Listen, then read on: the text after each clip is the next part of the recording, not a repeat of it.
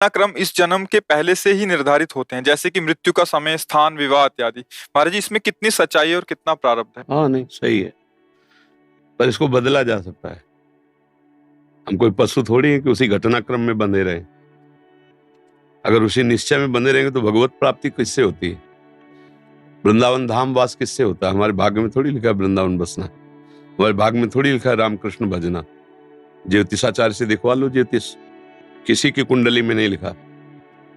अब ये नया जन्म भगवान ने हमें नए कर्म करके सुधारने के लिए दिया है। अगर हम भजन करें भगवान का तो हम सारे कर्मों को भस्म करके इसी जन्म में भगवान में लीन हो सकते हैं, भगवत प्राप्ति कर सकते हैं। हम चाहे अपने कर्म बिगाड़ कर भूत प्रेत बन सकते हैं, सुअर कुत्ता बन सकते हैं, नरक जा सकते हैं। तो हमारे प्रारब्ध में तो लिखा सुअर बनोगे। वो तो केवल इतने शरीर का है कि इस हिसाब से तुम्हारी मृत्यु होगी, इस हिसाब से तुम्हें वहां जाना होगा, इस हिसाब से तुम्हें ये भोग मिलेगा दुख सुख का, आगे के कर्म का नहीं। ये छूट दी गई, नहीं तो मनुष्य और पशु में अंतर क्या रह गया? तो ये तो सत्य है। सुनो भरत भावी प्रबल, बिलखि कहो मुनिनाथ, हान लाभ जीवन मरण, जस अपजस विधि हाथ। विधि माने ब्रह्मा, जो ब्रह्मा ने लिख दिया छठी राव के अंक, राय घटे न तिल बढ़े, रहुरे जीव निसंग। ये किसके लिए लिखा है? दुख सुख भोग के लिए। अगर दुख सुख भोग के लिए हम लेके बैठ जाते हैं तो हम में और पशु में अंतर नहीं। हम मनुष्य शरीर में भगवान के अंश हैं। हम इस दुख सुख की परंपरा को नष्ट करेंगे, मिटा देंगे इस दुख सुख की परंपरा को, और इसी जन्म में भगवान की प्राप्ति करेंगे। हम अपने नए भाग्य की रचना करेंगे। इसी जन्म में हम कर सकते हैं, सुअर कुत्ता बन के नहीं, अन्य जीव पक्षी बन के नहीं, मनुष्य शरीर बन करके। समझ रहे ना? हाँ, जो चाहो कर सकते हो, भगवान को अधीन कर सकते हो, तो फिर रह क्या गया?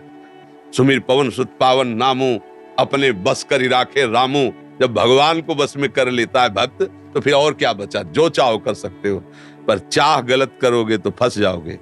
अच्छी चाह करो, दूसरों को सुख पहुंचाओ, दूसरों के काम आओ, भगवान का भजन करो, भगवान को प्रसन्न कर लो। जिसके प्राप्त करने के बाद फिर कुछ प्राप्त करना बाकी नहीं रहता, वो भगवान श्री हरि हैं। तो ये बात स्वीकार करो।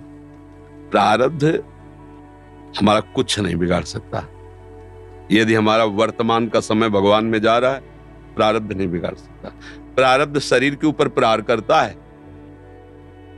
और हमारा शरीर भी भगवान की शरण में है, तो प्रहार भी जो तलवार जैसा होगा तो आके छड़ी जैसा लग जाएगा, लगेगा छड़ी जैसा, क्योंकि वो निश्चित हो चुका है। पर हम भजन के बल से उस प्रारब्ध को सह के भगवत प्राप्ति कर लेंगे।